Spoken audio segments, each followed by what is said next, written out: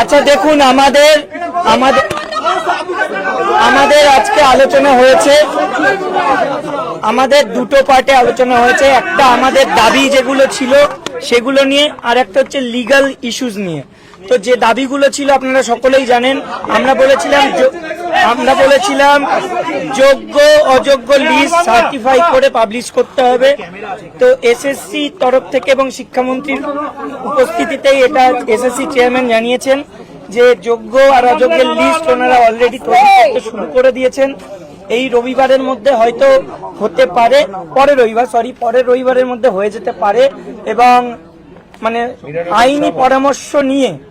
আইনি পরামর্শ নিয়ে সোমবার নাগাদ উনি সেটা পাবলিশ করবেন, পরের সপ্তাহের সোমবার, 21 তারিখ, মোস্ট প্রবাবলি 21 তারিখ। আর 22 লক্ষ ওএমআর যেটা বলা আছে, টোটাল পরীক্ষার্থী যারা ছিল তাদের ওএমআর পাবলিশের কথাও আমরা বলেছি। তো ওনারাও সেটাও বলেছেন যে সেটা তো আছে, আইনি পরামর্শ নেবেন। যদি ওনারা মানে পজিটিভ বার্তা দেন যে কোনো অসুবিধা নেই, তাহলে অবশ্যই সেটাও পাবলিশ করা হবে।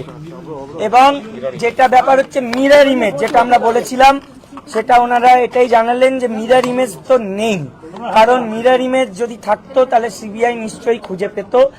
যেটা আছে এখন সেটা অ্যাকর্ডিং টু সিবিআই, মানে সাবমিটেড বাই সিবিআই, সেই মিরর ইমেজটা আছে।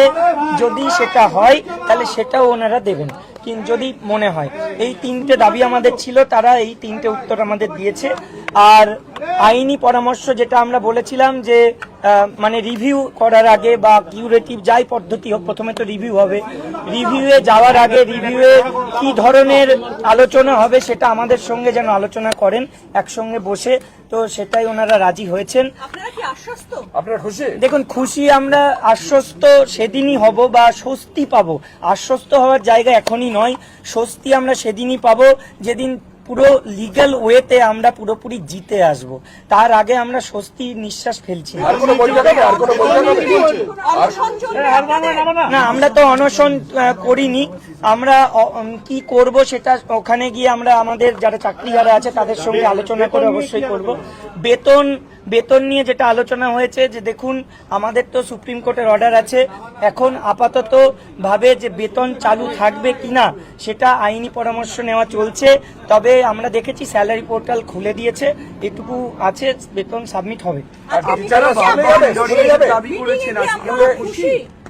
মিটিং এ দেখুন পার্সিয়ালিটি, মানে পার্সিয়ালি কিছুটা আমরা মনে হয়েছে, ওই যেহেতু যোগ্য অযোগ্য লিস্ট বা 22 লক্ষ ওএমআর, তো পার্সিয়ালি কিছু দাবি তো আমার মনে হচ্ছে মেনে নেওয়া সম্ভব হচ্ছে।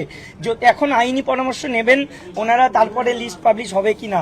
যদি দেখা যায় যে আইনি পরামর্শে কোথাও গলদ হলো বা আইনি পরামর্শে আটকে গেল, আমরাও আমাদের লয়ারের সঙ্গে আইনি পরামর্শ করব যে এটা মানে আটকে দেওয়াটা ঠিকঠাক ছিল কি করা যেত।